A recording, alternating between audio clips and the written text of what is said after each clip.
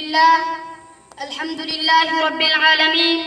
الصلاة والسلام على رسوله الكريم أما بعد فأعوذ بالله من الشيطان الرجيم بسم الله الرحمن الرحيم قال الله تعالى رضي الله عنهم ورضوا عنه فقال النبي صلى الله عليه وسلم لو كان بعدي نبي لكان عمر صدق الله العظيم بقول الشاعر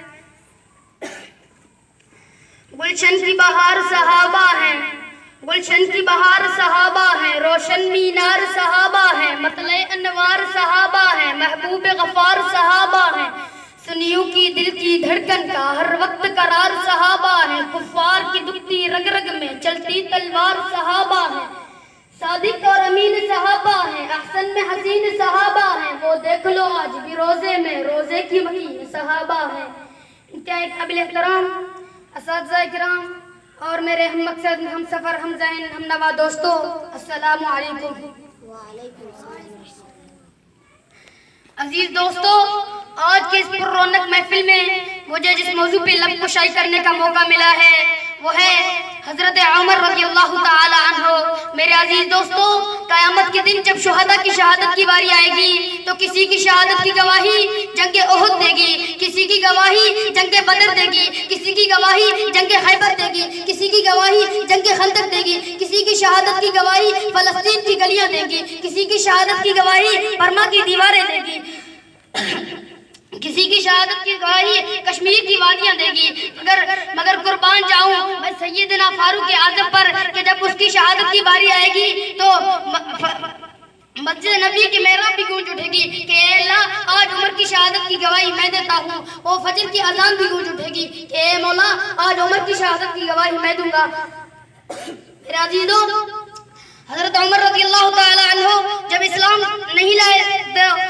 جب اسلام لائے تو صحابہ کرام اور نبی صلی اللہ علیہ وسلم بیت ارقم میں نماز پڑھا کرتے تھے تو حضرت عمر رضی اللہ تعالی عنہ نے تمام صحابہ کرام اور نبی صلی اللہ علیہ وسلم کو لے کر کعبۃ اللہ میں نماز ادا کیا اس خوشی میں صحابہ کرام رضی اللہ تعالی عنہ نے ایسے زوردار نعرہ لگایا کہ پہاڑوں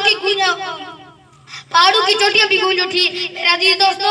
میں اس ہستی کے بارے میں کیا بات کروں جس کے کہنے کے مطابق قرآن کی آیت نازل ہوتی تھی میرے عزیز دوستو ایک مرتبہ حضرت عمر رضی اللہ تعالی عنہ نبی صلی اللہ علیہ وسلم کے پاس گئے اور کہنے لگے کہ اے نبی صلی اللہ علیہ وسلم میرا دل کہتا ہے کہ میں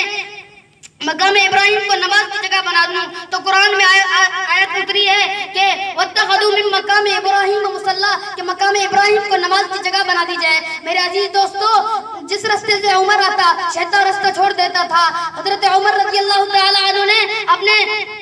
اپنے دور میں ایسے قانون نافذ کیے جو آج مسلمان تو اپنی جگہ پہ لیکن کفار بھی ان پہ عمل کرتے ہیں میرے عزیزو حضور صلی اللہ علیہ وسلم نے کہا کہ میرے بعد اگر کوئی نبی ہوتا تو وہ عمر ہوتا تو شاعر کہتا ہے آقا عمر مولا عمر مرشد عمر رہبر عمر آقا عمر مولا عمر مرشد عمر رہبر عمر ذات نبی پاک پہ سو جان سے شہداء عمر ذات بہاری کی طرح گزرا عراق و روم سے ذات بہاری کی طرح گزرا عراق و روم سے ابر کرم بن کر ایران پہ برسا عمر مابعد ختم المرسلی کوئی نبی آنا نہیں یہ سلسلہ چلتا اگر تو ایک نبی ہوتا عمر میرے عزیز دوستو جب میں یہ پڑھتا ہوں کہ اس نے 22 لاکھ مربع میل پہ حکومت کی تو میں کہتا ہوں وہ آدھی دنیا کا حکمراں تھا جب میں یہ دیکھتا ہوں کہ اس کے دور خلافت میں رعایا سوتی تھی حاکم جاگتے تھے تو میں کہتا ہوں وہ آدھی دنیا کا حکمراں تھا جب میں یہ دیکھتا ہوں کہ رعایا مکانوں میں سوتے تھے اور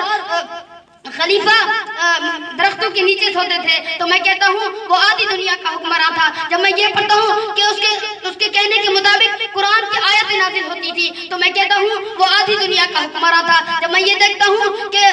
جس راستے سے عمر آتا تو شیطان راستہ چھوڑ دیتا تھا تو میں کہتا ہوں وہ آدھی دنیا کا حکمراں تھا بس اللہ تعالیٰ سے دعا ہے کہ ہمیں